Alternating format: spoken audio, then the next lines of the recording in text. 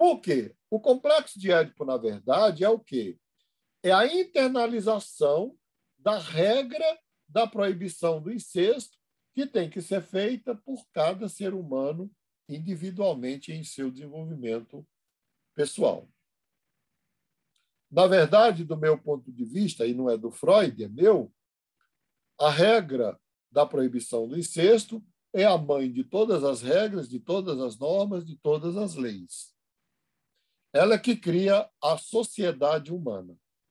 Antes dessa regra, você tinha o caos, a guerra, o conflito, enfim, que o Freud escreve isso no Totem e Tabu. E aí, como é que a criança sai da proibição do incesto? Porque ele descobre que a mãe já tem dono. A palavra é forte, mas estou usando o que Freud fala, não é?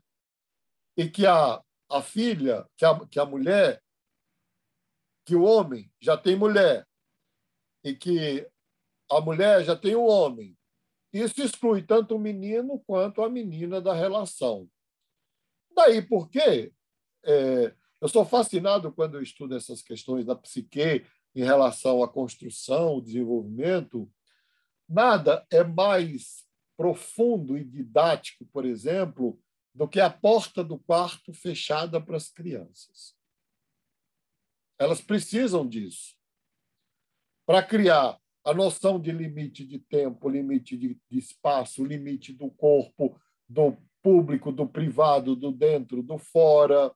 Eu estava dando uma aula dessas, e, inclusive tinha um casal fazendo um curso comigo lá no mestrado do Mackenzie, e aí o cara falou assim, o aluno falou assim, mas na minha casa todos andam pelados e ninguém tem nada disso, não tem porta, não tem nada, usa o banheiro. Eu não quis entrar em detalhe para não ofender, mas isto por si só, Freud já chamaria de perversão. Porque a identidade ela é construída na privacidade, não é? Seja do homem e da mulher, seja da criança individualmente. E aí, segundo Freud, para sair do complexo de Édipo, a criança reprime qualquer desejo, e aí ela passa num período de latência, isto é, na época do Freud, hoje eu duvido que passe, sou eu que duvido. Por quê? Porque hoje você tem o TikTok, antigamente era a televisão, não é? As rainhas dos baixinhos e dos altinhos. Depois você entrou na internet, mas hoje você tem o TikTok acelerando o despertar da sexualidade infantil. Mas para Freud, dentro de um desenvolvimento saudável, a menina ficaria dos 7 aos 12 anos, 11, 12 anos, sem ter um desejo sexual, propriamente dito, embora possa ter um fascínio pelo sexo oposto, e o menino ficaria também sem o desejo sexual, embora possa ter o fascínio pelo sexo oposto. O que isto produz, na verdade, nesses meninos e meninas, até um certo afastamento, né? Os meninos se afastam das meninas e as meninas dos meninos. Mas esta é a concepção freudiana de libido. Quando chega na puberdade, quando a glândula pineal aciona os hormônios gonadotróficos, que são os hormônios sexuais, aí o adolescente desperta a sua sexualidade e desperta de uma forma muito violenta, muito selvagem, realmente, porque ele nem sabe como lidar com isso, pelo sexo oposto. E aí ele descobre, muitas vezes, nesse processo, a masturbação, enfim, como uma forma de autoerotismo, de autorrealização, enfim. Essa é a teoria freudiana. É um resumo do conceito de libido em Freud. Vocês têm alguma pergunta, alguma questão? Eu teria, mestre. Eu tenho uma dificuldade com o determinismo psíquico, no sentido de que a associação tão direta e tão rápida que os psicanalistas fazem, de que o camarada tem uma compulsão alimentar é porque ele tem uma fixação na fase oral. O cara é muquirana, então ele tem uma fixação na fase anal. Eu tenho essa dificuldade, mas eu acho que não cabe uma discussão nesse sentido aqui, mas eu entendi, em termos do conceito, ok, faz sentido, né? Mas eu acho que tem outros fatores, né, que influenciam uma compulsão, um toque, não é só uma fixação da libido na fase X ou Y, né? A grande crítica que vai se fazer à psicanálise é exatamente essa, Alex, que é a crítica do pansexualismo freudiano. É o pansexualismo freudiano. Freud reduz tudo à sexualidade, reduz a sexualidade à libido e reduz todos os transtornos mentais a transtornos da sexualidade e todas as ações humanas a ações sexuais. Então, e, poxa, a gente é tão complexo, né? Existem tantas outras energias possíveis. E aí, quando Jung publica, em 1912, 1913, a obra Símbolos da Transformação da Libido, que a gente viu naquela aula inaugural, Jung ele rompe com esse conceito e ele propõe um outro conceito, que aí a gente vai entrar agora no conceito de energia de libido junguiana. Para Jung, a libido é uma energia vital. Isto é, a energia é a vitalidade. Ele vai procurar o conceito de libido lá em Platão e Aristóteles e em Agostinho. Em Platão, Aristóteles e Agostinho, nesses três autores, mas especialmente em Platão e Agostinho, em Aristóteles não é muito claro, mas e também não faz nenhuma conotação sexual. Mas Platão e Agostinho conceituam a libido como um elan vital, uma energia que existe na natureza, tanto na natureza viva, não é? Como na natureza que não tem vida. Então, você tem energia na natureza. E você tem energia na natureza viva, nos animais, nos peixes, nas aves.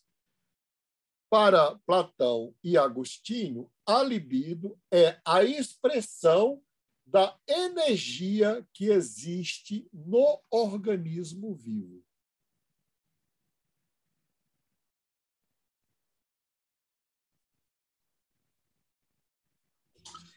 Você consegue me definir melhor essa energia? De que ordem ela é? Hoje a gente pode não apenas precisar, mas medir. É o quê? Impulsos elétricos? Dos elétrons? Impulsos elétricos, olha só, quando ocorre um desequilíbrio de sódio e potássio dentro da célula, você tem uma geração de uma corrente elétrica que pode ser classificada como mais e menos, assim como uma corrente bivolt, né? Com uma corrente alternada, mais e menos.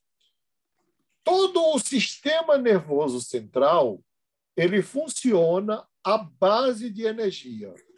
Todo o corpo funciona à base de energia. E nós temos a semelhança, eu tenho aqui na minha frente, né? A semelhança de um fio como esse aqui, branco, né? O fio branco que está na minha mão. A semelhança de um fio, é melhor de ver, tá vendo? Então, vamos imaginar que você tomou vacina. Na hora que a enfermeira aplicou a vacina em você, você sentiu uma picadinha, uma dorzinha. Vamos lá. Foi uma corrente elétrica que foi até o eixo HPA, especialmente a amígdala, A amígdala transformou a corrente em informação e leu. É uma agulha. E tranquiliza o resto do cérebro. É só uma agulha.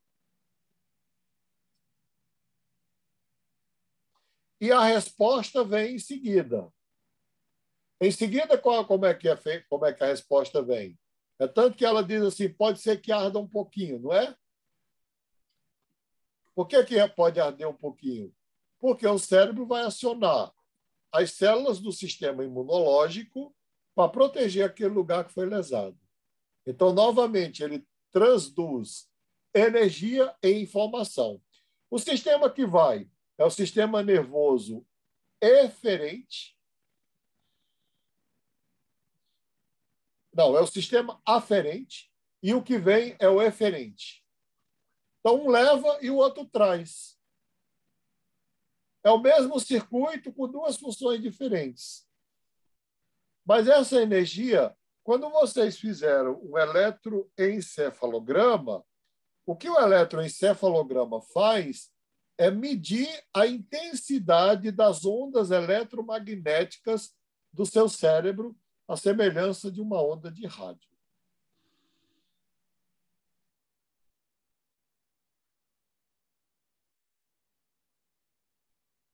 Só que quando o Freud estão propondo a teoria deles, não havia nada disso, não é?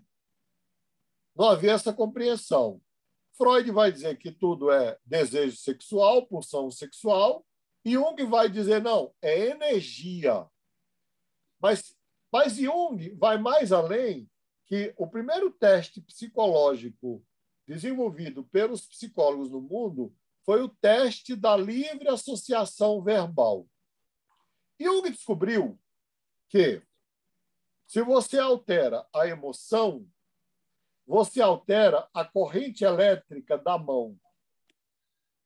Então, ele pedia para uma pessoa segurar 2 fios com um galvanômetro, que marcava a intensidade da energia, e ele selecionou 140 palavras de uso comum, e ele falava a palavra pai.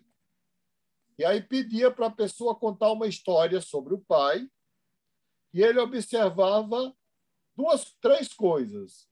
O tempo que a pessoa levava para contar a história, o tempo de reação, a emoção que ela sentia, o conteúdo da história, 3, e 4, a alteração eletromagnética da pele dessa pessoa. E o que ele descobriu? Que dependendo da intensidade da emoção, do silêncio, e do tipo da emoção e do conteúdo da história e da alteração do galvanômetro, apenas pronunciar a palavra pai podia denunciar um trauma que um pai praticou contra aquele adulto que ele estava testando com seu galvanômetro. Que aí é a base da teoria dos complexos. Mas ele chega... Oi?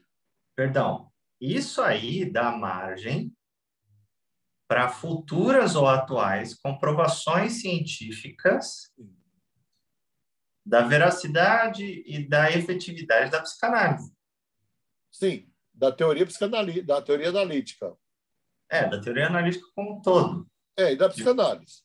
Porque se a linguagem altera uma função fisiológica, e se isso possibilitar uma mensuração, a gente tem uma comprovação do que a gente vê de modo mais pragmático dentro da clínica, né?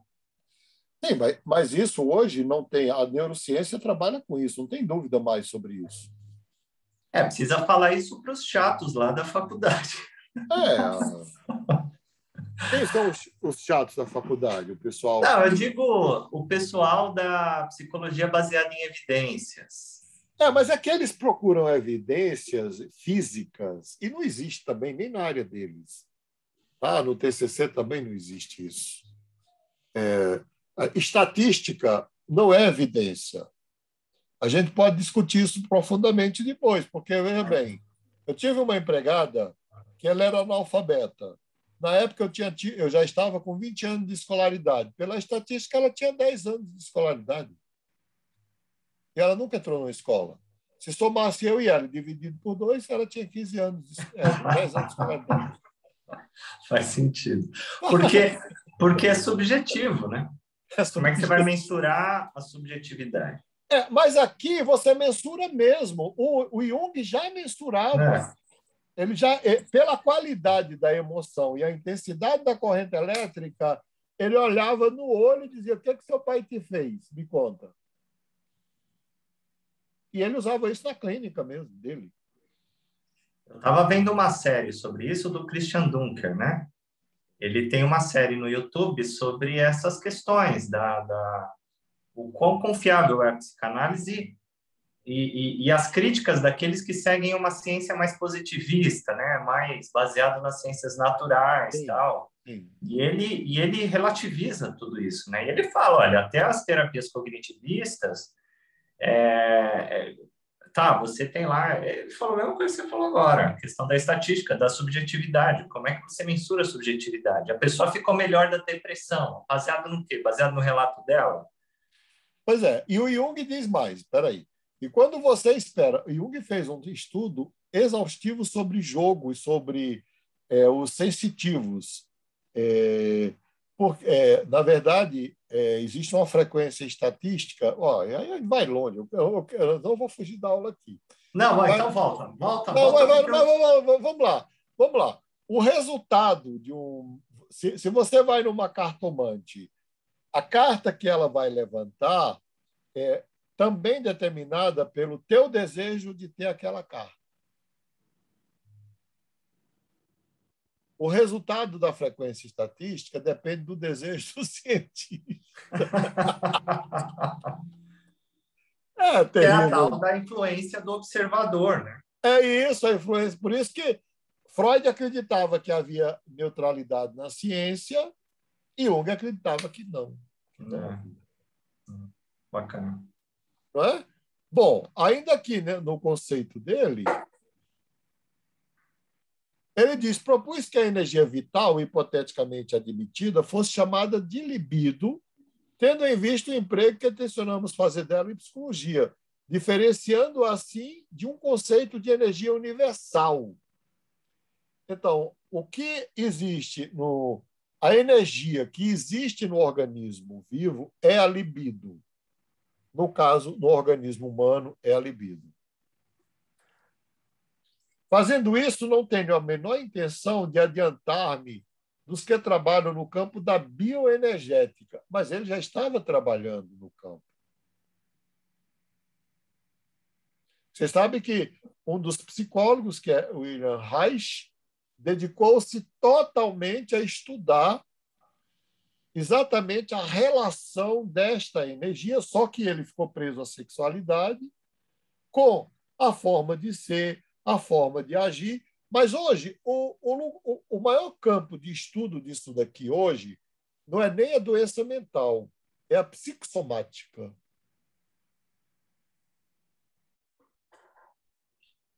Vamos lá. Baixou o tônus e vocês vão ter psicossomática no curso, mas só para dar aqui uma curiosidade. Você sofre um trauma, uma desilusão, uma frustração, baixa o tônus emocional. Se você for alérgico, você vai ter crise de alergia. Se você tiver herpes, você vai ter herpes. Se você tiver facilidade de gripe, vai pegar gripe. Se tiver contato com alguém que tem o corona, vai pegar o